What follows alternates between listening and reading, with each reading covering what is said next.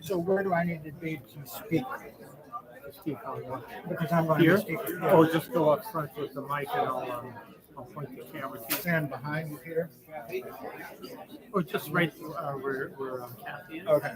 Okay. As long as you're on the mic, I think we're okay. Okay.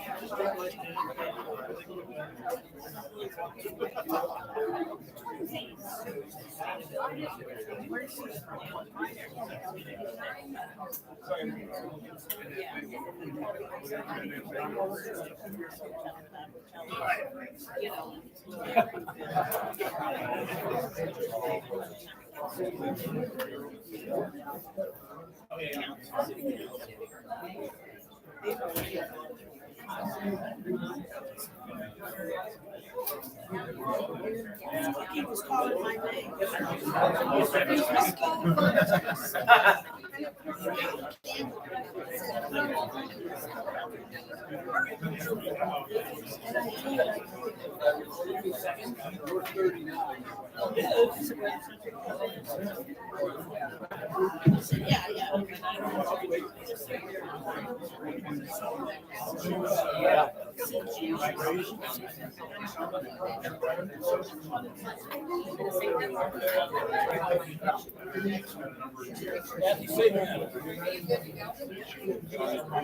I'm a civilian today. Oh, you are? Hey.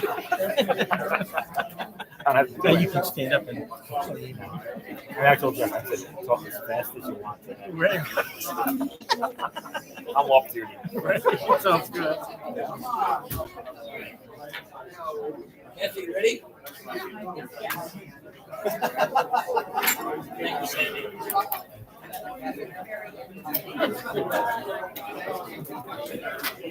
Good. Good afternoon, everybody. Thank you. 4:30, time to call the meeting in order. Thank you all for coming up this afternoon. I think most of you know I'm Peter Sipkins, currently the chair of 1PS. I want to welcome you all. Kathy Cohn is next to me. Tom Gardner, who is the treasurer and who is going to be giving a report tonight, unfortunately is dealing with a family emergency and will not be here. And the co-chair of the finance department, Kat Alvarez, is also not going to be here because her daughter is having surgery. So unfortunately, we're going to be missing a couple of people from the finance committee, but we're still going to deal with the budget and so forth going on. So the first order of business is, after welcoming everybody, is to approve the agenda. Anybody have any objections to the agenda? I assume not. I will announce that that is approved by acclamation. Next is approval of the minutes of June 13th. I unfortunately was not able to be here. Kathy ran the meeting. It was a very informative meeting with Parks and Recreation giving a great presentation about the various services that they offer. Does anybody have any questions or comments concerning the draft of the minutes of the 6/13 meeting? Move to approve. Is there a second? Here. All in favor signify by saying aye. Aye. Any opposed? The minutes are approved. Let me make a few comments, mostly reporting on what transpired at the board meeting that we had a week ago today. Because of the 4th of July, our normal meeting on Monday was postponed to Tuesday. The first thing that we did is we dealt with Picasso. I know that that is an issue that is of interest to a lot of the neighborhoods and interest to the city council. At the request of Council Member Middleton, 3 of us, Kathy Cohn, Kate Castle, and I participated in a video conference with 2 representatives of the Picasso group. They were very informative, very professional. They were excellent public affairs and public relations people. And they told us some things that they were going to try to convince the city council should go into a new ordinance that would help regulate the Picasso model. We understand, we said that we would remain neutral on the issue, much as we had before, pending a review of a new ordinance. And that new ordinance has not been forthcoming. We've been advised that it may not be forthcoming. And so I guess it is fair to say that the board of directors of 1PS remain generally opposed to the Picasso model. When and if the city develops an ordinance that pertains to co-ownership, we will review it and then decide how we want to respond to it in terms of either being in favor of it or opposed to it. So that's the status of Picasso. The next thing on the agenda is new committee members. I just want to report that we still have openings on some of our committees. Finance is an important committee. It would be great to have other people on it that have backgrounds in finance. Neighborhood support is a wonderful committee and is something that we're going to be focused on going forward. So if any of you have interest in helping the creation of new neighborhoods, the strengthening of existing neighborhoods, or otherwise dealing with neighborhood issues, the person to talk to is Chris Reitz, who is the current chair of that committee. I know that Ardeen has served on that committee for many years. If you have questions about it tonight, Chris is not here, but Ardeen is here and she can answer any of your questions. Next, I want to report about blue zones because that's a very current issue. I'm not sure how many of the reps and the alts that are here tonight know about blue zones, but blue zones is a proposal to help citizens of Palm Springs age better, live longer, live healthier, enjoy life more. It is something that they have done in several cities. 3 or 4 of us on the board, and maybe some of you, participated in citywide meeting that they had back maybe in February or March. I know that Kathy and I both were involved, and we also participated the next day as members of focus groups dealing with specific issues. I would say that all of us were somewhat skeptical about blue zones, and we wanted to know more about it. Blue Zones told us that they would be preparing a report for the city, and that report did come out about 2 weeks ago, I'd say. It was extremely well done professionally. It was informative. It was thorough. It contained an executive summary as well as specific points, but it seemed shallow to us. And we distributed it to the board. And I just happened to know one of the towns, I'm from Minnesota, one of the towns that they touted was Elber Lee, Minnesota, where they said that there had been great increases in the longevity and the value of life of people who lived in Elber Lee. The law firm that I had worked for many years represented the Mayo Clinic, and I happened to know that the Mayo Clinic had just 2 years ago taken over the hospital in Elber Lee. And so I went on the Mayo Clinic website, and they offer exactly the same things, in fact, something more than Blue Zones was offering. And so I came to the meeting last week, and asked the members of the board what they thought about blue zones. And Don Barrett, who is a professor in statistics, I believe, somebody who has a great deal of experience reviewing matters like this, agreed that he would review and talk about a little bit tonight what's in the Blue Zones report that is both good and bad. Don?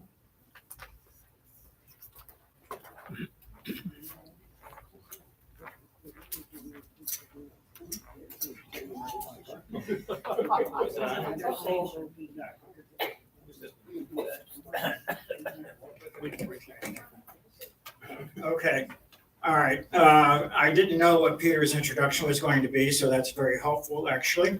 I'll make one connection. I'm a sociologist, I'm not a statistician, but I worked as a statistician for most of my life. I'm a statistical sociologist. I'm also a health sociologist, and I worked on heart disease at Stanford, and then for a good part of my career, worked on HIV prevention at UC San Francisco. And then when I got a little bit fed up with some parts of disease prevention models, I decided to go teach disease prevention. And I was a sociologist of health for the last 12 years in the CSU. So that's where I'm coming from on these things. The Blue Zones has been confounding to me from when I first heard about it.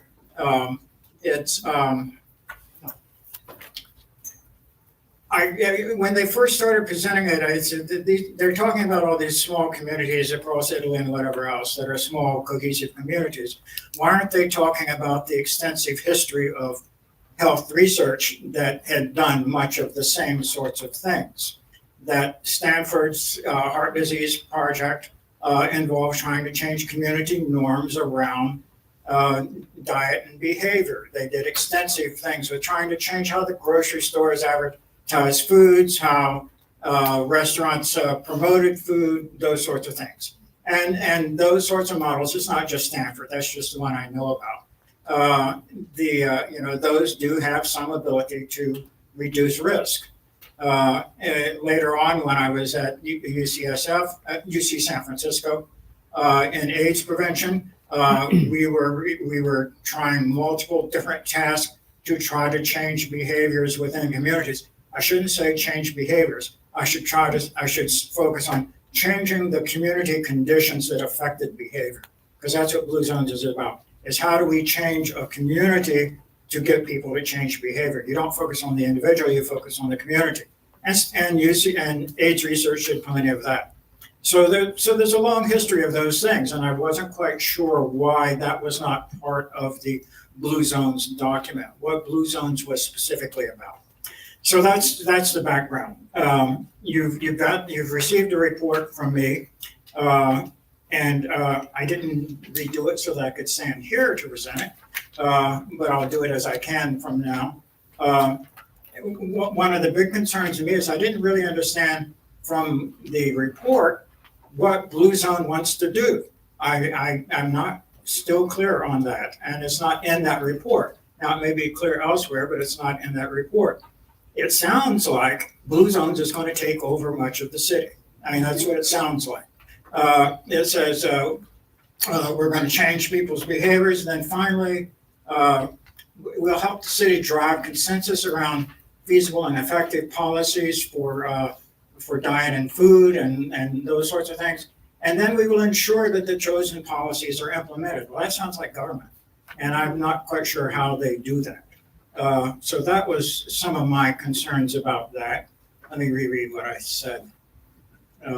Yeah, that was the concern there.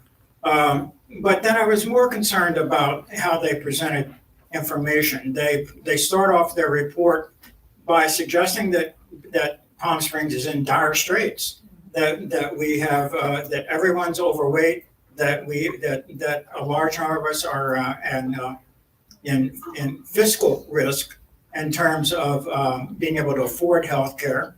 And yes, there is a lot of that, but it's not clear how much of it there is. And when I chose one thing to look at their statistics on overweight, I tried to figure out how they came up with, what was the number? 60% 4 out of 5, 80% being overweight or obese. Now, I'm not going to try to get into statistics too much here, but I'll say that one of the things is that there is data on the percent of the population that is obese. Obese is not the same as overweight. And even obese is a questionable measurement because it's based on the body mass index. And if you've ever done health, you know the body mass index is somewhat questionable, but it's usually accepted. So they have statistics on that, and they have some statistics for Palm Springs, but it's not clear how much they have. And they generalize from the obese, which is 40% in theirs, to 80% for obese and overweight. That's quite a change. And they don't explain how they did that. And they do explain that it's based on data that is not designed for this purpose. It's the data designed to just think about it or to suggest directions to go. It's not designed for this is the problem. And I didn't find any of the rest of the data on that. So that's why that is a concern. They do tend to overgeneralize. They'd say everyone all the time, as if all of Palm Springs had major problems, and it's not real clear from here how much they do that. Like I said, the issue that supposedly 3/5 of us have 3/5 might have been 2/3 have financial problems getting health care. We don't. You know, we're not that poor a city. And they also generalize from Riverside County to Palm Springs, and yet they also admit that Palm Springs is very different from Riverside County. So that's just it. I can tell the glazed looks. I'm not going to try to get into this very far, but it's difficult to do this. So I know the other academics. I can tell they can see what I'm saying. So it's a complicated problem, and it's not clear what they're trying to do here now. If there is a belief that if city council decides that they really want to go with blue zones, then all I mainly say is, I don't like the report. If I'm an editor, I don't like the report. I did a lot of editing, and I don't think that really provides any justification for where we are. I'll stop there rather than glaze people over. And Peter, I see a hand up. Do you want me to take questions or not? I just have a quick question. I guess they're like a consulting group dealing with money off of this. I don't really know. I mean, they do talk about putting their imprimatur, their brand, on changes in behaviors.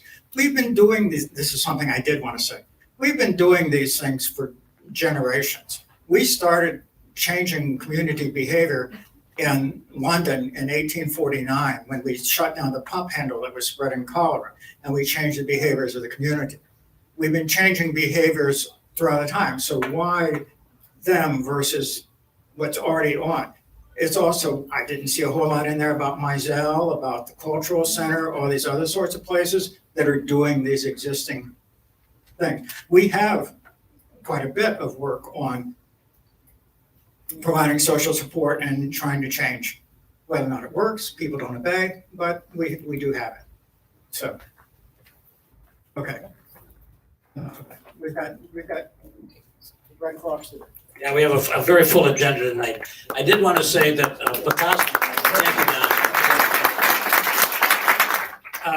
Blue Zones did ask if they could have a couple of minutes at tonight's meeting to respond to, I think, what Don had to say.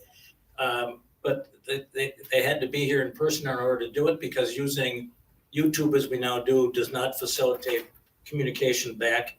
We'll be happy. I think we are open to change our opinion as a board and as 1PS, provided that they do respond, and we'll be happy to meet with them.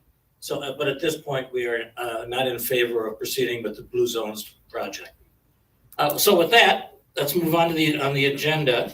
I wanted to talk about the September topics. As you know, and I first actually learned this from Councilmember Bernstein when we were dealing with short-term rental.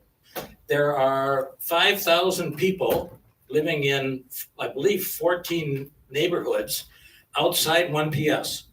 That's 12% of the population of Palm Springs. That's a lot of folks. And so we are over the next month and through September going to be attempting to somehow consolidate as many of those neighborhoods as possible into 1PS either through mergers or acquisitions or whatever it might be. So the topic for September is going to be Chris Reitz talking about those neighborhoods and what we can do to help support those new neighborhoods. At the same time, I want to give kudos to Eric Scheel, who about a month ago proposed to us that he wanted us to participate in a podcast, and Kathy Cohn and Denise Goldsby and Megan Rodriguez each participated and answered questions in a nationally broadcast podcast about the neighborhoods of Palm Springs. It was extremely well done. I've listened to it several times. Eric, who is very creative, put a video package together along with that podcast, and he is going to be presenting that to us all in September. So I encourage you to come. It is fascinating and very, very well done. And thank you to Megan, Kathy, and Denise for participating in that. Next item on the agenda is the approval of the budget. The budget, as you know, our fiscal year is July 1st through June 30th. We're already a month into it. Kathy, you want to make a motion? Yes.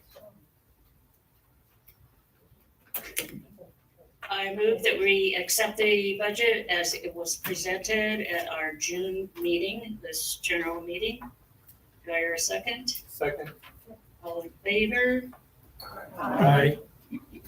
Anybody say no, you can leave the room.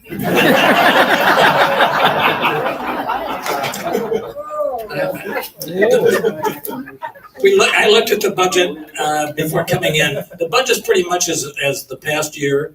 Again, I have to give praise to Bob Farron and his events committee. The picnic was an incredible success last year. Kept our treasury flush, and we are having a couple of events in the fall. We're having the home tour again in October and a lip sync contest. And I don't know if Shan is here. Bob is not here tonight, but there's some big events coming up this fall that we're all going to enjoy. So thank you for approving that. Next on the agenda is City Council, Councilmember Bernstein.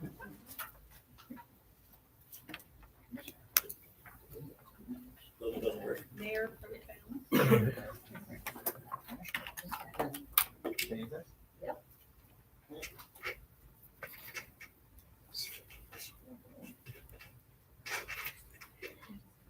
Okay, how's that? You hear me? Yeah. Okay, there. Yeah. Okay. So just a comment first, 'cause you did ask me to comment about Picasso. So what I will tell you is that there's still discussions about whether an ordinance can be brought to city council. It is looking more and more like an ordinance may not be possible. So as it stands now, there's no further Picasso homes can be sold within the city of Palm Springs. And we would enforce noise, parking, and other regulations against the existing homes. So that is the response from the city attorney. You will see the existing shares of the existing homes for now can be sold. So that's what you may see sometimes, but not any new ones. So that is the answer to that. The other big, yeah, Can I just ask you, how many Picasso homes are there? five Five. in the city. I don't know about other places, but that's Palm Springs. The other thing that happened in June, we have finished almost all of the boards and commissions appointments. So as of today, waiting for one acceptance, every board and commission will be full except for sustainability. So we're still accepting applications. Going forward for the other commissions, we will accept applications for a 3-month period next spring unless there's a vacancy. And then appoint every June. But so if anybody wants to apply for sustainability, you can still do so. Couple things. So a big meeting in June was that we approved our 2-year budget. It is the first time that we have done a 2-year budget, thanks to our city manager and our acting finance director and his team. It's a very robust budget. We have revenue next year, I think, of 197 million, and then 191 the year after, and I think you look at how historically how our revenue has grown, it is quite significant. And there's great expense projects. We have increased Measure J community initiated projects. We have some more fire and police in there, a lot of parks projects, and then the big expansion, which is a separate budget, is the airport, which is going to be adding 50 people this year, which is significant. Also in June, we approved $5 million additionally for the navigation center for an early entry. It is not a drop-in center. We still have the access center. The boxing club is the drop-in, and this will be sort of a segue from the between the access center and into the full navigation center, which will open a few months later. And out of the $40 million budgeted, which is a huge amount, the city has done about $8 million of that. So bulk of it is coming from state, county, and other funding. And the idea is we get asked a lot, for $40 million, you can build a lot of homes, but this is a full service center. So there's mental health, there's physical health, there's dining, there's a kitchen, there's rehabilitation, there's job placement, there's training for pets, for children, and the 80 main homes will have our actual living facilities with bathrooms and kitchens. We also approved a resolution so that approximately 20% of all vacation rental TOT will be allocated towards affordable housing. And that is going to be retroactive as of July 1st, 2022, which means we already have about 3 million and probably about 3 million every year. So that was an exciting thing to happen. And then we also set our reserve fund policy. For those of you know, we have a certain amount of money that we have to keep in reserve. We have a 5% catastrophic amount that has to be, cannot be touched unless 4 out of 5 city council vote to. And then we have an additional 20% reserve fund, which if we go below would have to be replenished within 5 years. So it's a very fiscally sound policy that will also help in the event that we want to get bond financing going forward. We also now have memoranda of understanding with our labor association, the firefighters association, firefighter management, public employees, and the management association. So that was a lot of work that was all done. Last night we had the shortest meeting ever on city council. For those of you who watched, I think it was an hour. Wow. Yes. And the reason being, there was 2 items that were actually pulled. One was the food delivery ordinance, which is a cap on food delivery services that we instituted during the pandemic, where they can't charge more than 15% plus 5% for other fees. This happened nationally in cities all over the country. Some of the cities have started to roll back. DoorDash has been advocating quite heavily that we get rid of this and is suing other cities that keep it, but that's not going to come back until September. If anybody wants to know offline, I'll tell you my position. But and the other one that we ended up delaying was the sidewalk vending ordinance, because and the reason really being for these 2 delays is that we wanted to have all 5 city council members there, and Councilmember Holstage was not there last night, and Councilmember DeHart will not be there at the next meeting. So both of those are going to wait until September. What we did do is an approval on an amendment to the agreement with Orchid Tree. So for those of you who were confused by the reports in the press, there was no consideration for a 7-story building. That is not something which has even been presented to City Council. It's only been floated by staff. And basically that was floated by the developer in May if he didn't get what he wants on his hotel project. So it was a really bad play because I probably got 200 emails from people asking me not to approve this 7-story building that we're not even considering. But basically he's doing a scaled down version of his hotel, keeping the historic properties. I think by March, he starts construction based on these timelines, and it would be almost 4 years before it's finished. If it happens, it'll be great. I'm not gonna hold my breath, but, we'll see. He's gotten this far along. Sorry, which property? The Orchid Tree in the tennis club. And by the way, it'd probably be very difficult to do a 7-story apartment building in that area anyway, but he's claiming that he could do it. Coming up at the end of this month, we're gonna go over the housing element, which is about our housing plans, the state mandated thing that we need to do. There is a TOT incentive program, which is basically hotels get part of their TOT money back if they improve their properties. A lot of our properties are, especially the bigger ones, are a bit old and in need of some repair. We also have an inclusionary housing study, that there was a draft report from in Planning Commission, and that is gonna come up for discussion in City Council, and then a food truck ordinance. Right now, food trucks are banned in pretty much almost all the city except during special events. So that is coming back. And those are the updates. Happy to answer any questions. Yes, sir. I've got a question, I know, just maybe a short answer. What do you guys classify as affordable housing? Is that a $500,000 house? $750,000? So it's based upon income. So there is, it is below 80% of median income. And then you have a moderate housing, and then you have extremely low housing, which is 0 to 20%, and then you have regular. So that's how it works. Affordable housing is a term which a lot of people don't use anymore. Sometimes they just use workforce housing, which is something that's probably more appropriate in a city like ours because moderate income is in the middle, and you would have to get $1 million home, you basically, I think, need $200,000 salary now to take out a mortgage. So One final Yeah. clarification. So are we just talking apartments and places to put workers while they're working? Or is this a way for people to develop wealth? Oh, no, it's a place for people to develop wealth, and it's a place for people to actually be able to move here, and young families to start out.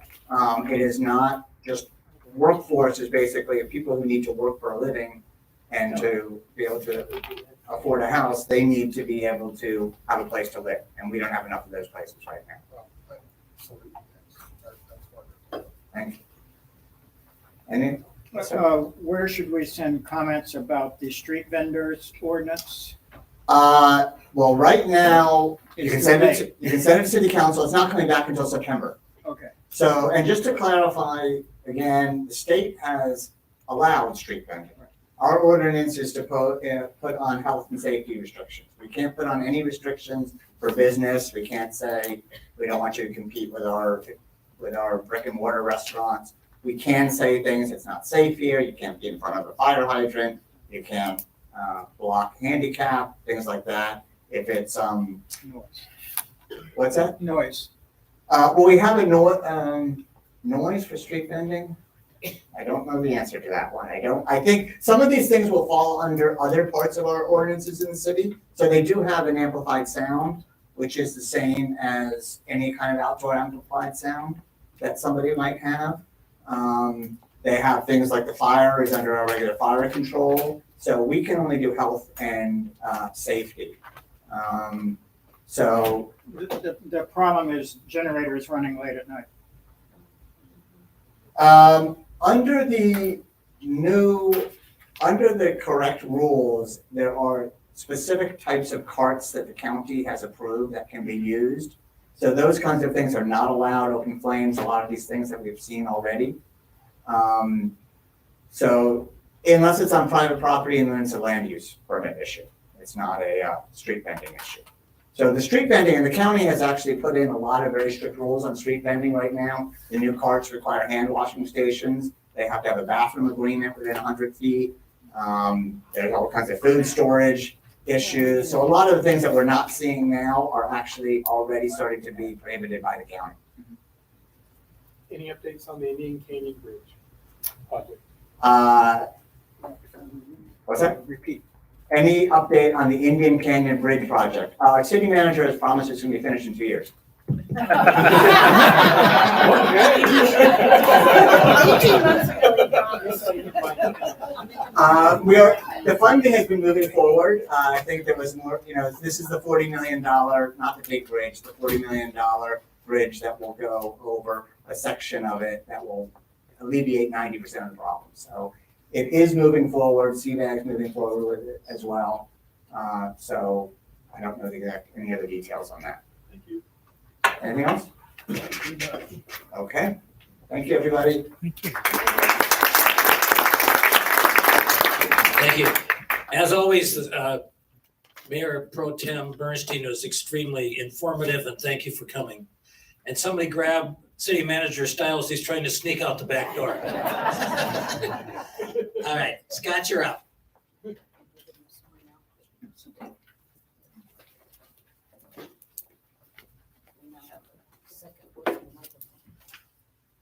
Oh my gosh, I hope everybody can appreciate I'm the only person here wearing a jacket. Right? I haven't learned yet. Just a few little rapid fire items. First of all, Mayor Pro Tem, you forgot the most important thing that happened at the city council meeting last night. We swore in our first Palm Springs K-9 mayor, Buddy Holly. So applause. Buddy Holly's available for making appearances and doing other things. So, and it was kind of fun to see the Palm Springs Animal Shelter also give him a special proclamation, and he has long-term honorary membership now, I think, at the animal shelter. So that was a lot of fun. I do want to, just a couple things about the budget. As a budget gets developed, council talks to us about what some of their priorities are. Then the staff, we go to town, working with all of our departments. It's a lot of work putting a 2-year budget together. And then we propose that budget to the council, and then they give us policy advice and guidance on what they like in it, what they don't like. They usually make some changes. A good example is the city council wanted to add some more money for the Palm Springs Art Museum. So we did that to support that. So very grateful to all of the council members for their guidance to help us shepherd that budget through. It gives us now a lot of long-term planning that we can do over the next couple of years. We also, just over the last couple of meetings, and this is timely, our council members really pushed to make sure that we had SCE come in and make a presentation to us about the hot weather. And I would say the council members have been very forceful in explaining to SCE how important it is to minimize as many planned outages as possible.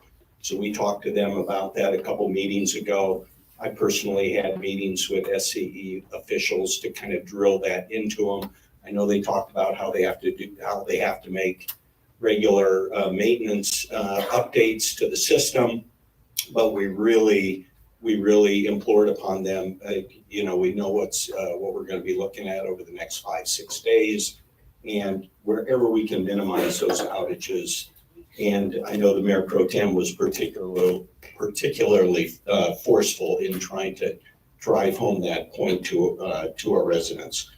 The other thing we talked about last night, which is timely and important, we had people from the county vector control come and talk to us about mosquito infections and spreading disease, that sort of thing.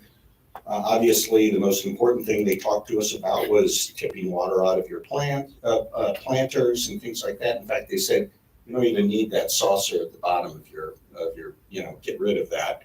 But some of these mosquitoes, which was interesting to me, can lay their eggs, and your pots can drain, and those eggs can stay dry for up to 2 years. And then when they get wet, they can hatch, and now they suggested kind of wiping off around some of your planters. So it's kind of scary and everything, but it's important to really pay attention to that stuff. Just a couple things coming up in this very room. I know Ms. Goolsby will be happy that I mentioned this, but on July 26th, we are going to be our first Coachella Valley Blood Drive Challenge.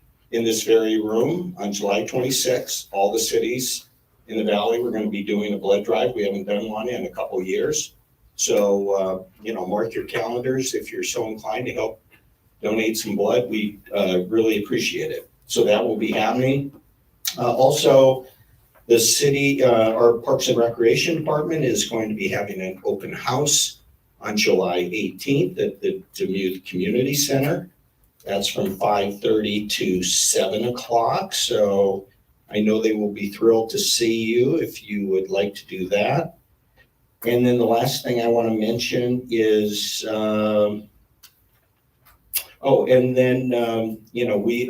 city council, all the boards, all the commissions go dark during the month of August. So we will have our final city council meeting of the year on July 24th. And then the city, city staff will all be working, but our boards and commissions and council will take a break for the month of August for council committee meetings. That's all I have, Mr. President. Any questions for City Manager Stiles? I would Yes. just like to thank you for taking the time to talk with SCE, because we were going through that same process yesterday and again today. And, we have a long ways to go, a long ways to communicate to the neighborhoods. I don't know if any of you heard Richard's comments, but he said that there still are concerns about SEC and power outages even this time of the year. Is that fair? Pretty fair, we tracked down a representative from SCE, secret phone number. Her phone number was dead. We got her mobile. My wife got to talk to her for a happy 45 minutes. And she was professional and polite, but full of excuses. Right. And, we just said, look, we've lived on Farrell for 30 years, and we don't remember any outages during Kunta. And so we just threw it at her and said, why? Why don't you check your record? And the other one was, why don't you try to get through your website and talk to somebody live? It's impossible. So that was just my 2 cents. No, we've made the exact same comments to them. What you might do is go to the SCE website. Hopefully, it might have some impact, but they do have an emergency outage number on there. You might just write it down, make a note of it to yourself. Get familiar with their planned outages that they post, and then they send out to all of us, and at least be aware of that. And feel free to call us if you think something is unreasonable. We've had instances where they said the power was going to be out for 4 hours. Okay, your power is going to be out for 4 hours. You can plan for that. You can deal with it, but then it goes on a lot longer than that. And that was also some of the complaints that we heard. So, one final comment. They do a terrific job. I mean, these people at SCE work their buns off, and they're out in the heat doing their thing. And I just told them on a number of times that we've communicated with the people out in the trucks and stuff, just improve your communications. If we knew what you were up against, we would support you. But when you say we're going to shut you down all day long this coming Thursday, that's not very happy. And then when my wife talked with this representative, she said, oh, well, we've changed. It's only going to be 10 o'clock until 6. Well, when were you going to let us know? So again, communication key. And the city, you guys do a great job at it, I think. All right. Thanks, Richard. Thank you, City Manager Stiles. City Manager Stiles. City Manager Stiles, his comments about the budget reminded me that I should tell you also about what we have planned for October, the topics that we're going to discuss. Denise Goolsby has done a study of landholder records in the city of Palm Springs and has a fascinating history of landowners and landholders in Palm Springs, which she is planning to present, I think, in October. And because, as City Manager Stiles mentioned, the city is now providing some funding to the Art Museum in addition to what it historically had been given. We have invited Adam Lerner, the executive director, I guess, or whatever his proper title is, of the Art Museum to come to our October meeting and talk about a lot of the services and benefits that are open to the public, to us all who are residents of Palm Springs. So Adam Lerner is going to be here in October as well. With that, let's go to the topic for tonight, which is the Red Cross of Riverside County. Flora House is here, and somebody who I don't know is with her. Alex. Okay, and they're going to make a short presentation. Thank you. So thank you, Tempe. If Tempe hadn't spoken up, I wouldn't have an opportunity to be your entertainment for the next maximum 14 minutes. I say 14 because he told me 15, and I'll be darned if I'm going to come at that level. Okay, so is there a remote, or are you just going to be my, oh, perfect. I'm Flora House. I have the luxury of having two positions to represent each and every one of you in this room. One, I serve as a nurse with the Red Cross. And two, I'm the chairman of the board of the Riverside County Red Cross. So when you have a beef, you get to comment to me. On my right here is Alex Newman. Alex is our disaster program manager for the Red Cross for Coachella. So although I have to straddle the line between Coachella and Riverside officially, he's it for Coachella. So when your house burns, it's Alex you're gonna want. We have a little presentation just to give you a flavor of who we are. We have discovered that not everyone in Coachella actually realizes that Red Cross is here, and we're not going anywhere. Our mission, the two words on this mission statement that are the most important that speak to me is alleviating human suffering. We cannot be all things to everyone, but we are there to be able to relieve the suffering of individuals who suffer either a short-term or a long-term disaster. As soon as I figure out which button. Help, Denise. Even at this age, still technologically challenged. My son laughs because I navigate between my Microsoft and my Apple. Oh, okay. Next slide then, thank you. Remember, I'm on a timeline here. Okay. We are here in the community every day, in this community and across the country. Next. 230 chapters across the country. I am not talking International Red Cross, which exists, just American Red Cross. And we have 300,000 volunteers across the country. And yes, I'm going to tell you how many in Riverside County and Coachella next. These are some of the lives that we have impacted in 2022. And although, yes, we are seeking more help from you, there are those of you in this room that have probably already benefited or supported your neighbors. 170 times, families have been impacted by disaster in Riverside County. 12,500 units of blood. I hear you're having a local blood drive. I'm totally envious. We do not have at the present moment a facility for American Red Cross blood drive in Riverside County. Hold your breath, it's coming next year. It won't be in Coachella, but we're still going to take credit for it. I have been a blood donor and I've been a recipient. There is nothing more important. And that's outside of the fact that for 50 years, a registered nurse. In Riverside County, we have 700 plus volunteers who work either 1 hour a week, 8 hours a month, 40 hours a month. Whatever you feel you can do, we can find something to entertain you. 1,400 times a day, we provide services to military members. And although we do not have a service to armed forces site right here in Riverside, it is there. I don't know how many of you have ever been in the military. I have. I'm an actual Navy veteran. Go Navy.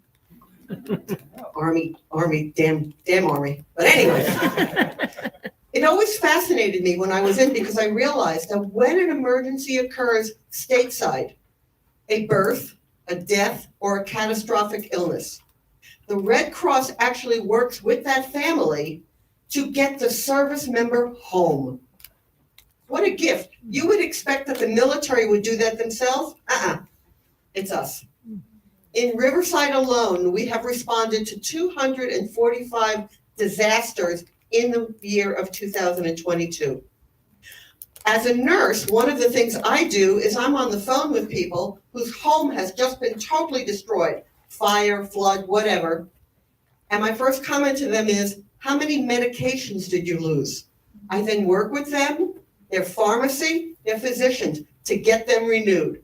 I am sure there's many people in this room who will tell you dealing with pharmacy renewals ain't fun. It's painful and it shouldn't be, but it is. Life-saving training, 13,000. One of the things we do is we teach full CPR, primarily to those who are first responders, healthcare, police, fire. We also teach hands-only CPR for anybody in this room who lives in a community where you want to make sure that if the person next to you drops, you can do something till 911 gets there. Takes a half hour. Tempe knows how to reach me. Next. I have cards. Yeah, he's got my cards. This to me is one of the most impressive things. As a nonprofit organization, there are hundreds of nonprofits out there that you can send your money to, and you can donate your time and effort and brain cells. 90 cents of every dollar that's donated, and 90% of the workforce of the Red Cross are volunteers. Yeah, Alex is a paid staff member. He's the only one right now in our Coachella Valley who's a paid staff member. So all the rest of us that go like this to Alex on a daily basis, we're volunteers. Big and small. One of the disasters I got to support, I know I'm going to draw a blank on the name of it, but a couple of years ago, I think it was Idlewild, there was a number of areas that were evacuated because of potential fires. It was the middle of COVID, thank you God. And we had to put them up in hotels. We actually couldn't open up shelters. Every morning, I was on the phone with approximately 30 to 40 families saying, you are still evacuated. Red Cross is paying for your hotel tonight. Stay put, don't pack up. That was really important. When we arrive at a site, one of the things we do is we provide immediate support. You've seen the pictures of the blankets. You've seen the teddy bears we give the kids. Did you also know that we hand you a check based upon how many people and the degree of devastation that you're facing? Because of the donations we receive, we hand people an immediate check to pay for the hotel, the car rental, whatever is needed.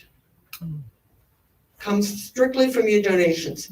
We provide them health, that's me on the phone with them, and mental health. We have increased the number of mental health volunteers because we learned our lesson during COVID. Whether you were sick, you lost a family member, or you were scared stiff, or you were alone in your facility with no one to talk to, the mental health emergencies have increased exponentially. Denise is really good. Can I loan her out? Yeah. She's very important. Is she, what was that? She's very important. to us. She's very important. I can tell. I can't steal her. But I might borrow some of her time. We are there. These are just pictures of the different ways that we impact everybody else. And we're going to talk a little bit more about the top one on the left. It's one of Alex's favorites. Next. Volunteers. I'm going to turn this over for a couple of seconds to Alex because Disaster Cycle Services, which is the most robust presence that we have in Coachella, that's what he's in charge of. God bless him. I'm too old for that. Yeah, absolutely. People think Red Cross and people think blood for the most part. People think nurses, people think all that. And that is such a valuable part of what we do. But we know that just about every day in the Coachella Valley alone, today is the worst day of somebody's life because they've just lost their home.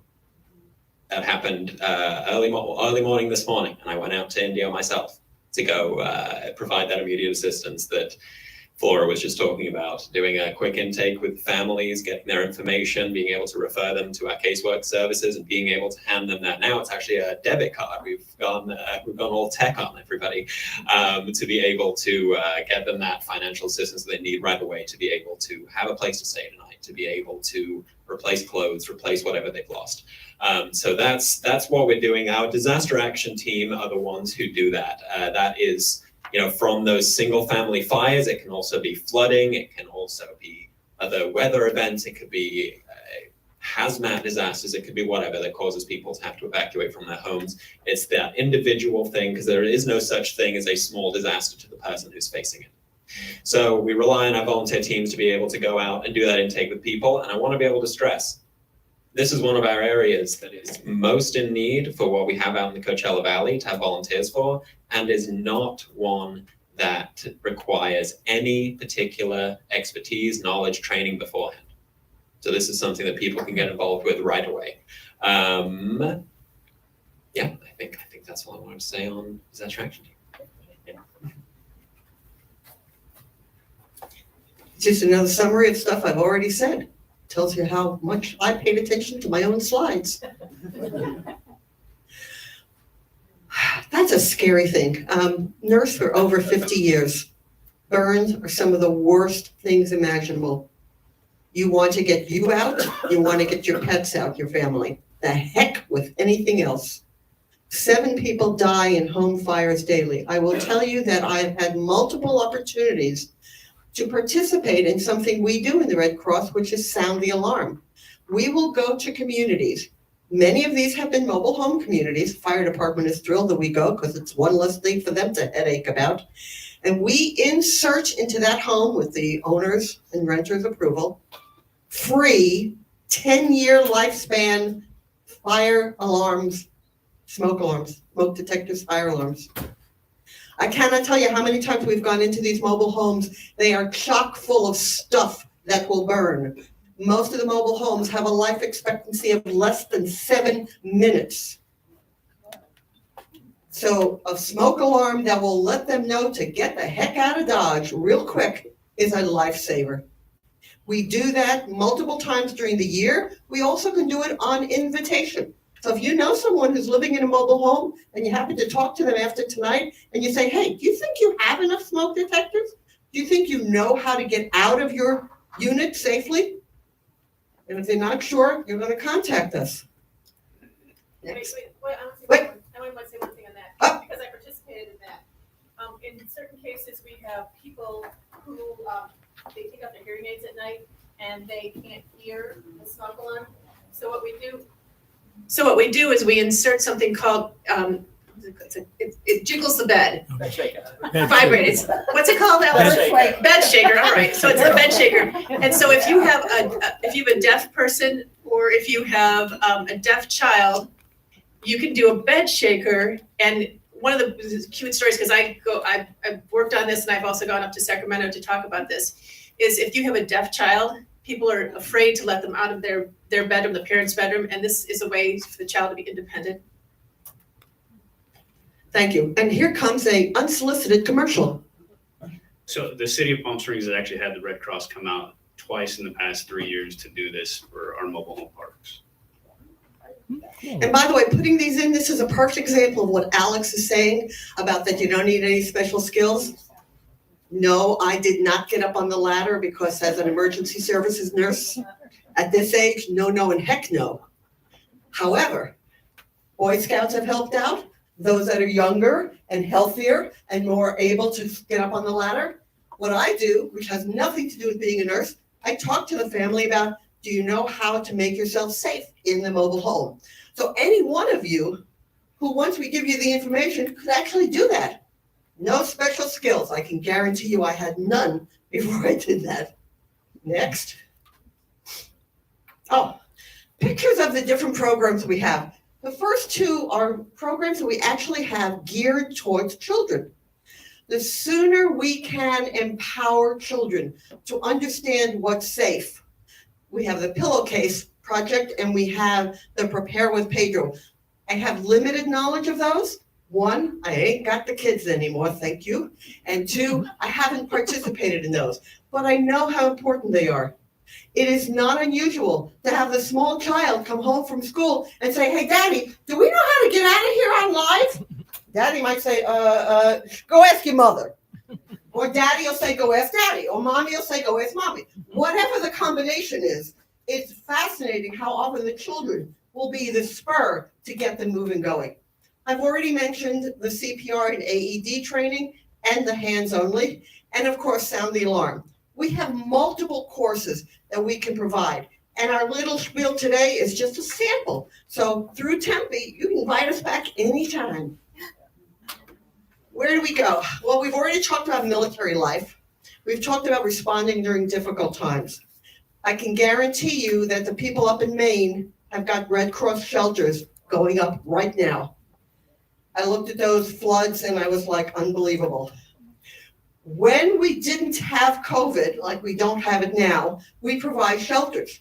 If there was a massive fire that we had to evacuate, massive flooding, massive earthquakes, well, every earthquake is massive if you grow up in the Bronx, we put up shelters. We had to learn to retool ourselves during COVID. So we had non-congregate shelters. The hotels had to open their doors.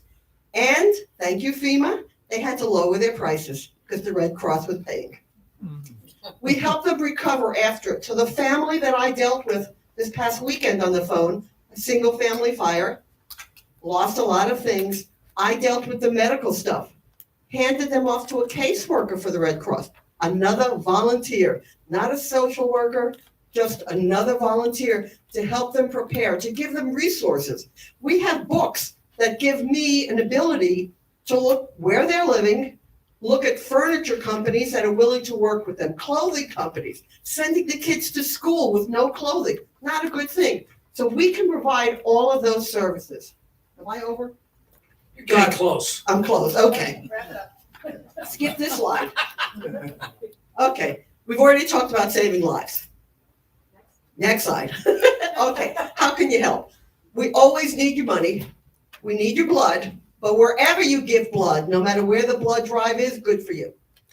Sponsoring a blood drive, as I said, is coming to Riverside. Volunteering and getting trained. Next slide. Basically, what we're here to do today is to let you know the differences that we've got, to tell you what we need in Coachella. We need volunteers. We need volunteers to talk to families. We need volunteers to give out blankets. We need volunteers who will drive in different places.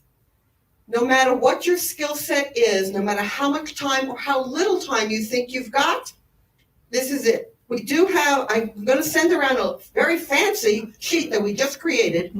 And if you're interested in us getting a hold of you, Tempe's got some of my cards and some of Alex's cards. But if you want to leave your name, phone number, email, we'll reach out to you and we'll talk to you about what we need and what you need so that you can feel that your volunteering is another extension of the passion that I see in this room, which is very impressive. I live in India, I'm like very jealous. Okay, I'm done. That's it. Thank you, Flora.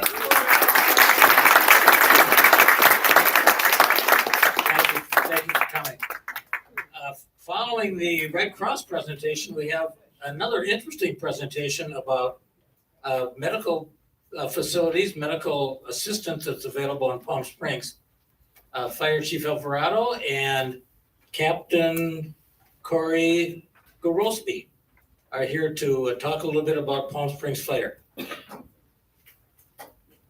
Thank you, Friend. I appreciate it. Well, I tell you, this was actually a question that Kate had posed to me at our last meeting. She goes, hey, I understand that there's ambulances that come from a private company that help the Palm Springs Fire Department take people to the hospital. And she wanted some more information on that. So believe it or not, we're more than fighting fires. About 10,000 times a year, people call 911 for medical assistance. So every fire engine, every piece of apparatus has a paramedic on it in the city of Palm Springs. And we're very fortunate to have that. And we're even more fortunate for Captain Corey Gorospe, who oversees our Emergency Medical Services Division. I tasked him with providing us some information on, give us an oversight of what our delivery service looks like, how often do we go out, how long does it take us to get there, and any other information he has prepared for us. So Please give Captain Corey Grosby a big hand of applause for his time. We appreciate it.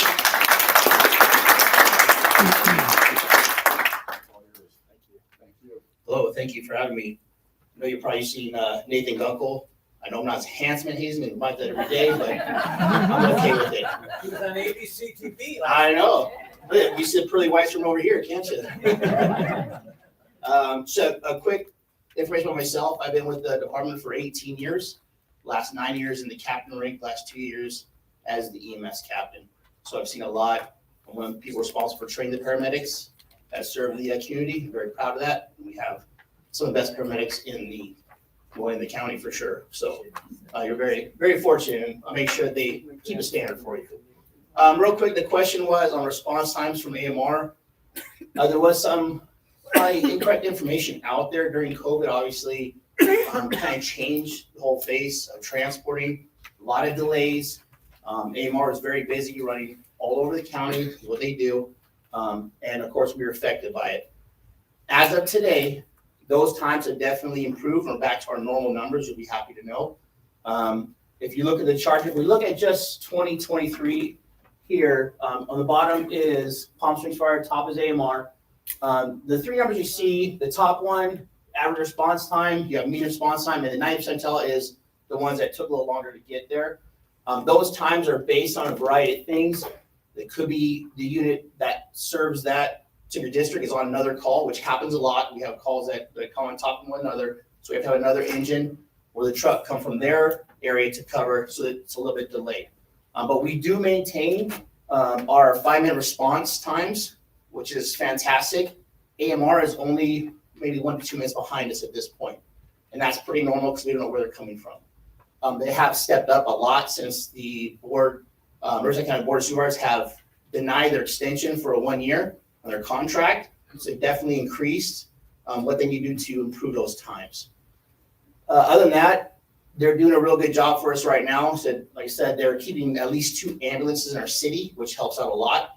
But we are subject to what happens up at Desert Hot Spring and Down Valley as well. So any questions you guys have on response times? It's not a response time, but the question was, a couple meetings ago, it was talked about that the city might be actually investing in our own ambulances. Is that something that you can speak to? That would be the fire chief. I don't know where we're at with that. Can everyone hear me okay? Yep. For the microphone from up here. Thank you so much. You know, that's a great question. There are a lot of different emergency medical service delivery systems out there. So to date, I work for about 5 fire departments, from volunteer fire department to, one that builds aircraft, to one by the port, and now over here, and one in Las Vegas too. Everyone delivers service a little bit different and really tailored to the area that they work in. And my last organization, we had basic life support ambulances, paramedic ambulances, and I know, the hardest part, you mentioned COVID, nobody wanted to be a paramedic. I couldn't staff those ambulances to save my life. I was taking people off of fire engines, putting them on ambulances, taking ambulances out of service. So when I got here, they go, "Hey, great, can we start doing ambulances?" I go, "Be careful what you wish for," because that right there is just a whole nother challenge. So as Captain Grosby had mentioned, we're holding AMR accountable. My job as the fire chief here is to make sure I have great relationships with AMR, American Medical Response, that does that ambulance service. Make sure we're communicating consistently. How's their staffing? How's their response times? Kate, you bring up great questions. I want to make sure that I'm keeping in touch with this group here, letting you know that we're staying on top of it. In the future, is that something that we could look at? It's a possibility. That's going to be a conversation with the city manager or myself, if that's something we want to look into. But I tell you right now, the system that we had at my old organization, we were looking at outsourcing ambulance service, just because it was so tough to keep personnel and just the time and the service delivery problems we encountered. So right now, we're happy with AMR. We're going to hold them accountable, make sure they're to that contract, which 90% of the time they need to be on scene within 10 minutes. And as the captain mentioned, it's about 7-8 minutes right now. So they're actually beating their challenge right now. But we're going to make sure we're holding them accountable to that. So I hope I answered that question okay. Yeah. Anyone else?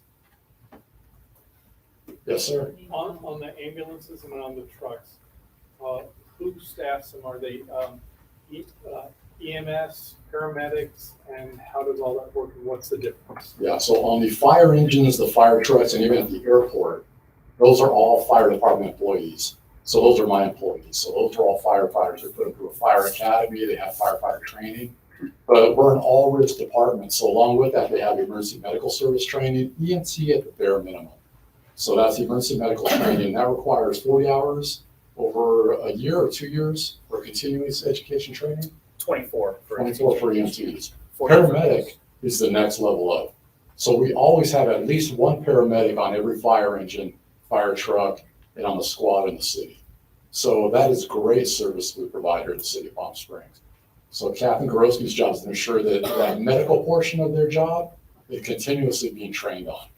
That's what he oversees. We have a whole other section that deals with fighting fires, if people are in car accidents, how to extricate them out of there, all the different challenges that we look at too. But his sole job, make sure we provide the very best emergency medical service possible, making sure we're on the cutting edge. And one of the things that I'm looking at is getting a full-time nurse educator. That's going to be one of my, I'll tell you, one of my primary objectives over the next fiscal year is right now we have a contract. Someone that comes in once a month, helps out Captain Gorowski. I want someone full-time, right? As I mentioned, 10,000 times a year, someone calls 911 for emergency medical services. I need to make sure my firefighters have the very best training possible. So that's going to be something I'm looking at doing. All right. Yes. If the ambulance is going to show up, why does the fire department have to show up?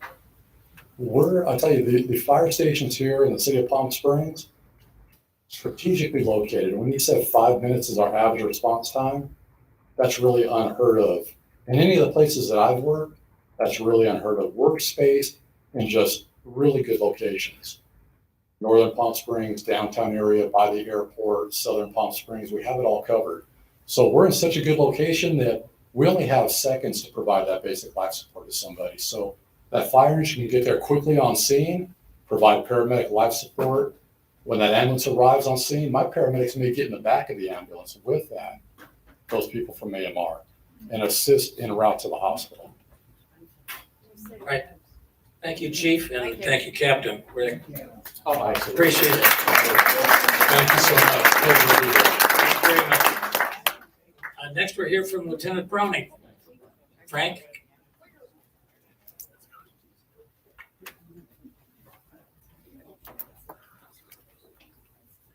Hello, everybody.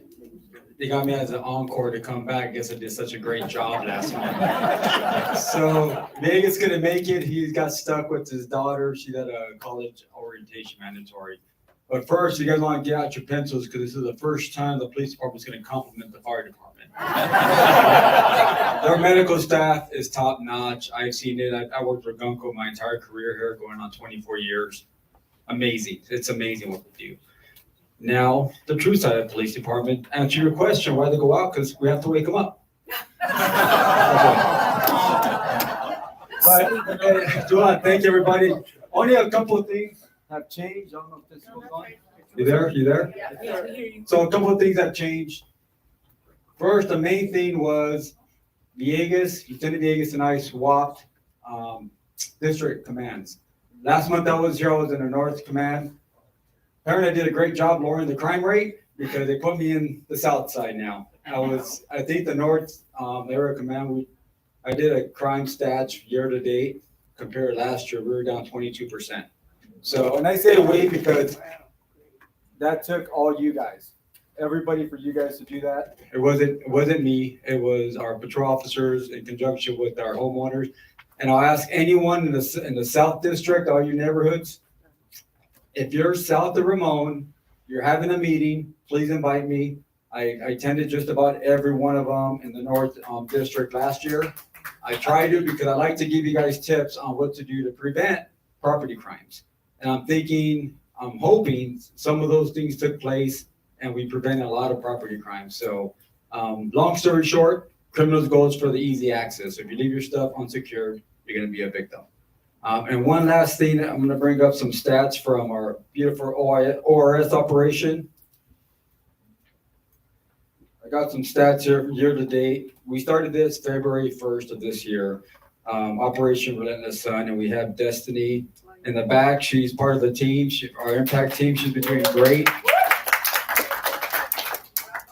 So the stats I have here, we have identified over 300 people. Over 300 people identified homeless within the city of Palm Springs since February 1st. We've made 338 arrests, so we housed 338 reluctantly, who didn't want to go. 23 were reunited with their families. We have to make sure, let's say somebody wants a ticket to New York, they've been down there for so many years.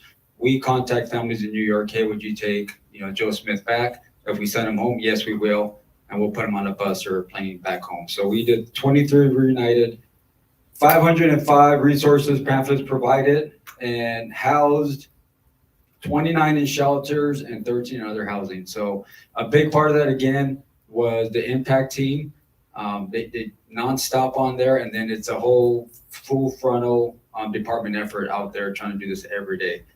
Now I have the south end of town. I know the huge homeless crisis going on there, so that's one of my focus aside from property crime. So my goal for the next, remainder of this year is to reduce property crimes, and hopefully we'll be able to do that as well. So any questions for me? How do we reach you? My email is frank.browning, BROWNING at palmspringsca.gov. My cell phone is 760-285-7406. If you call me at 1 a.m, that's the last phone call you ever make. But if you reach out to me, typically I do well with texts if I'm in meetings or something. Let me know who you are, call back number, and I'll get back to you. And then I get that a lot from community homeowners. Hey, we've had this abandoned car out here for so long. I get a hold of the impact team and they take care of it. I say this every time at the meeting, and you hear me say it now. We have community members that love to talk and contact the mayor, the city manager, city council members, right? We love to go straight to them for issues, and then it's like, Plinko, and it comes all the way down to me. So let's cut out the middleman. If you guys want to get something done, reach out to me. I will get it done. It'll keep time, very time efficient, and just come straight to me, and we will report back to you. So if you do, Bob knows, if you come to me and say, hey, we had this X, Y, and Z, I report back to you and say, we take care of that problem, or we can't do it because of X, Y, and Z. Right. No. Great. Thank you, Frank. Appreciate it. Thank you. I failed to call on Nathan Gunkel, who's sitting there basking in his celebrity status, having been on the ABC National News last night or the night before. Nathan, you have something to say? You negotiate, you come in here to pay. Thank you, Nathan. Next on the agenda is LP McClay. LP's here.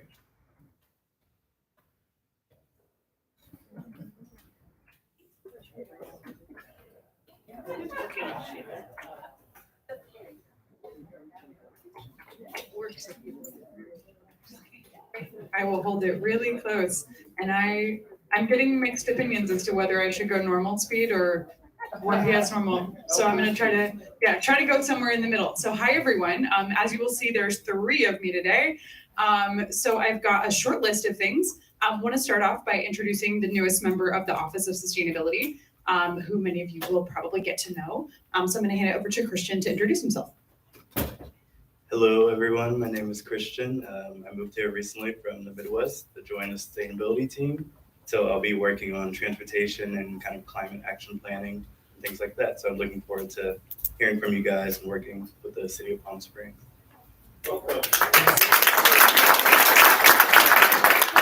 So now everyone who calls me, they call Christian. So Wheeler. okay. So next thing, so I want to talk a little bit about a topic that you've heard me talk a lot about, which is turf conversion / grass removal. So thank you to our city council who approved just over $1 million for turf conversion matching funding in this year's budget. Thanks to the advocacy of many of you in this room, we are able to continue that matching grant with Desert Water Authority this year as well. We are getting ready to open. I know you may remember from last year, we wanted to make sure people got their applications in after the program launch date. I will repeat, after the program launch date. We want to make sure that you're eligible for that full match of the funding. We just have to do a little on the back end to get ready. We are targeting that for August 1st. We will post some updates on our website and also communicate through Denise to share so you can share with your neighborhoods as well. That is not a finalized August 1st, but it is a goal August 1st. Our Sustainability Commission is going to be looking at some changes that we may make to the program to make it easier both for property owners and for the agencies administering, mostly the DWA team, who does a great job. They'll be discussing that on our meeting next week, which is next Tuesday at 5:30. We're going back to in-person, so we'll be at City Hall, but you can also join remotely via Zoom in the same way you've been able to. So if you've got a strong opinion on how the TURF program should go, please do let us know. That's the best format for you to be able to lodge those comments to us. Either email me or share them in the meeting. So that's item number 2. Item number 3, I brought a present. I have presents for everyone. So many of you may be familiar with our friendly neighborhood battery recycling boxes. Thank you. Best. I appreciate it. Oh, sorry, my bad. So these are little boxes that you can pick up. You can store your batteries in them at home. And then there's a list on the back of all of the places we accept batteries for battery recycling in our public facilities. So I would encourage you, we have a lot of them. So come find us in the back before you leave. I'm gonna say, I didn't bring an infinite number, so maybe like 3 or 4 per person who wants them. Take them, give them out to your neighbors. If you want more than that, reach out to me and I'll hook you up with some more. It's a good thing to kind of have in your clubhouse, distribute at your next meeting, etc. So just kind of fill up this box and then bring me this box and we'll make sure these get recycled. I'm gonna steal that back from you. Thank you very much. This is why you come with a team, that's great. Actually, you're next on the agenda. There you go. Hi, everyone. Thank you, LP. Great to see you all. I just wanted to go ahead and give a quick little update on SB 1383. First and foremost, I just wanted to go ahead and say thank you, everyone, for participating. I know that the city rolled out this program and it was new to all of us. It was a lot of, we've all learned a lot from this, including ourselves, you know, just with all the changes that are happening. One of the things that we learned, and thank you before I move on for inviting me over to your, for those of you that had me over on your meetings. If I haven't visited your HOA meeting or board meeting, if I can, please, just steal 5 minutes of your time. I promise I'll make it quick. But the update I wanted to give is one thing we noticed with the program before these official waste audits began is that these carts are growing little legs and getting lost. So we went ahead and visited every HOA, every multifamily. It seems that unfortunately, because of the content in this can or bin of food is very popular with the unhoused. So if your property, your HOA or your community is missing carts, please let us know. Please contact PSDS. Keep in mind that waste audits are part of the state mandate, which means we do have to check in on your bins. And I know how hard that sounds, but it's part of it. We're required to report it. So the last thing we want to do is come by and assume that there's no participation when you're missing a card. We will replace it right away to make sure that you are using your card. So please let us know, contact us. We visited every HOA, every multifamily location, every condo facility, all apartments, everybody that has a common area. Everybody's cards were replaced if they were missed. We located them and we pinpoint them, and we will let your management company or whoever let them know where the location of the bin is, if you guys aren't aware. But we just want to make sure we made it as easy as possible to participate in this program. Since we do have to do it, we just want to make sure, and you understand, we're here just to help out, make sure that we're complying. That was the update on SB 1383. And again, just a huge thank you to anybody that has had me on their meetings. If you are quiet for the summer, please let me know. Our recycling ambassadors will come by and visit. If you have a clubhouse, we want to do coffee with a recycling ambassador. Any questions, anything that we can help with signage, at your clubhouse, HOA, or anything, or your community, please let us know. Coffee is on me. Or iced coffee. Thank you, Liz. I also just want to give kudos to Liz and her team who are doing those waste audits in the summer. It is, I don't know, show of hands, who's done a waste audit in here? I recommend you try one because they're very illuminating to just see what's in there. But yeah, anyways, the one final piece I have here is an audience participation segment. So Councilmember Bernstein mentioned that we are still accepting members for our Sustainability Commission, and Don Barrett chose a really good time to run away. So I just wanted to actually have those members of our commission. We have some new members who are part of 1PS and some members who have recently left our commission. Could those commission members just raise their hands really quickly so people know who that is? So if you're interested in joining our commission, round of applause, that'd be great. We're really grateful for them. And so if you have any questions about the commission, any questions for us, and you want to kind of get their feedback on it, you can reach out to those members as well. And that's it. Great, thank you. Thanks, Opie. Thanks, Liz. Next up is Danny DeSelms.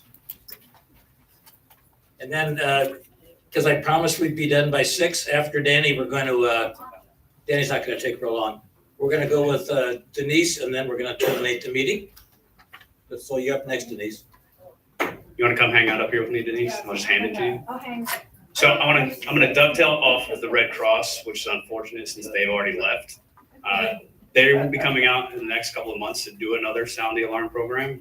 We're working on the details right now. It's gonna be another mobile home park area here that's really the focus of those, because everybody else can kind of afford to replace their own. Another thing that the Red Cross donated to the city was I have a trailer, a 16-foot bumper trailer that they graciously gave me 250 cots, blankets, and other stuff in case we have to do a shelter. We did a shelter exercise at the Indio Fairgrounds last year, and it was kind of a gift from them for putting that together, because there's 2 places that we will do a mass shelter or mass evacuation site, here at the convention center or the Indio Fairgrounds. So that was a donation from the Red Cross to the city. So if you donate to them, you could abstractly be donating to emergency management here. And they are really hurting for volunteers. In November, they had 6 volunteers, and the rest of everybody that was present to run a shelter was city staff. So if you have time and an inclination, please volunteer. Last month, I talked about the great weather that we were having and that it was changing. Is this anybody's first summer here? Good luck. Good luck. So this weekend, it's supposed to hit 120 degrees. Right, so it's a little early for that temperature. It's not an abnormal temperature for us, but it is early, which is an indication that it's going to be a very hot summer. But it's a dry. But it's a dry heat, absolutely. So 120 degrees is fine because it's dry. With that, My evaporator cooler is still going, and I highly recommend it. is it Master Cool? The 5 Yeah, Master Cool does really good in the heat. city recommended when I built the house, and it runs as much as my refrigerator. That's And awesome. I have a 3,000-foot home, and that evaporator cooler is still working like a charm. So everybody consider putting one in. So with that, I put some literature in the back on how to prepare for extreme heat, because it's here, right? It's coming like last month. It's here. We're gonna have a heat wave this weekend. Friday through Monday, it's supposed to be around 120 degrees.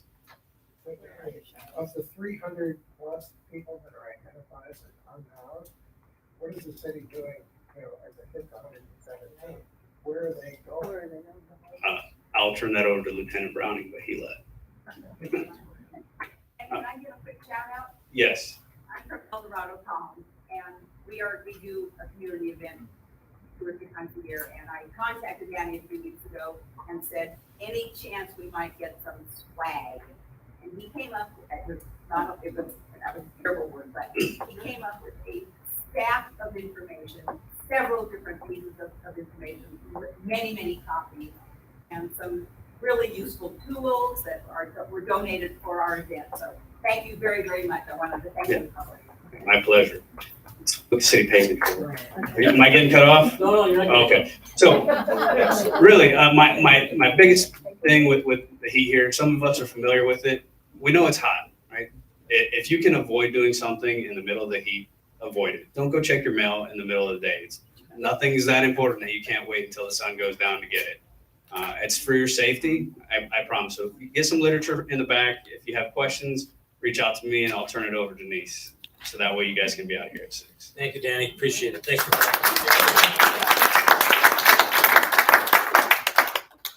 thought that Sochi was here from Desert Water, but I now don't see her. I'm representing. Oh, you're representing Desert Water. Do you want to make some comments? Just talk about the grass removal, be patient with us. Can everybody hear her? No. Okay. We have people on Zoom, we need it on microphone. So we are very excited to partner with the city for the grass removal program, but I asked to be patient with us. We've had some major HOA projects where we're talking 70,000 square feet, and we have to measure it all. And then Google Earth measure it because we want to make sure it's accurate. So when the program starts, if it takes a couple weeks, you get approved, just be patient. We haven't forgotten your applications, and we're excited that you're going to save water. And then to also let you know, coming in August, September, we're going to do a residential toilet rebate program. So we're bringing that back because it's time. There's a lot of new toilets that have been tested, really good toilets, high quality, and we want you to upgrade. So thank you. Thank you for coming. Oh, Liz? Really quick, if we can call PSES to get that toilet removed, please. I know that adds to that. Okay, thank you. Denise?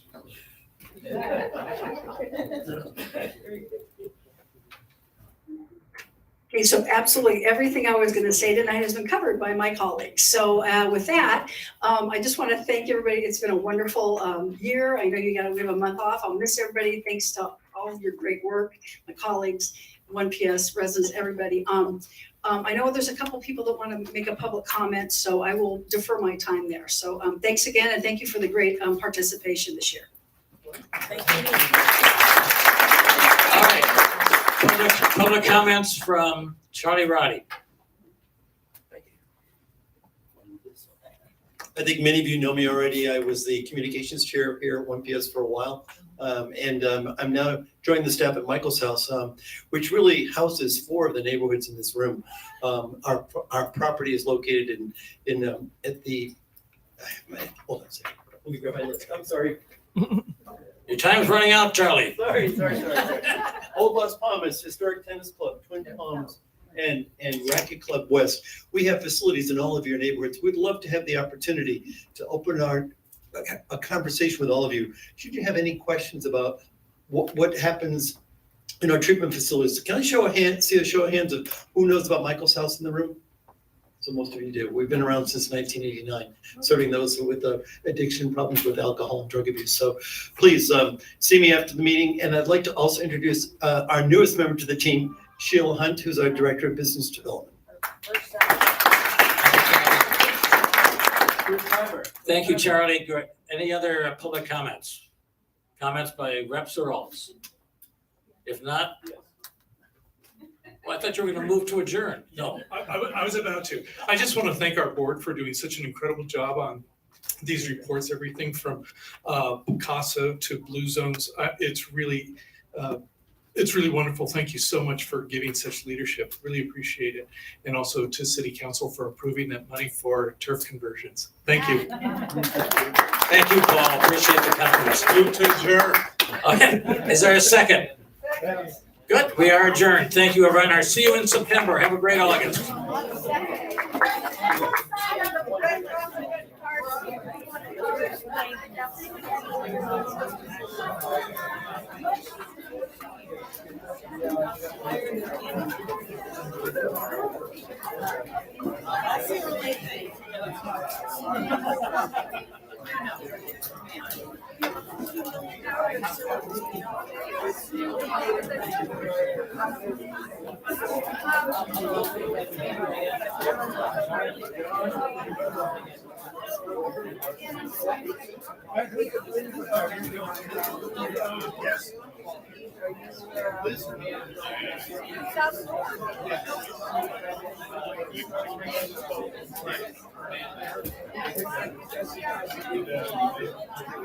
Say we're trying to reinvent the well, that's they're trying to reinvent it. It's already existing. Oh, Blue Zones is not Well, that's what I don't get. So people whose business. Well, that's what I said. They're trying to do a contract. That's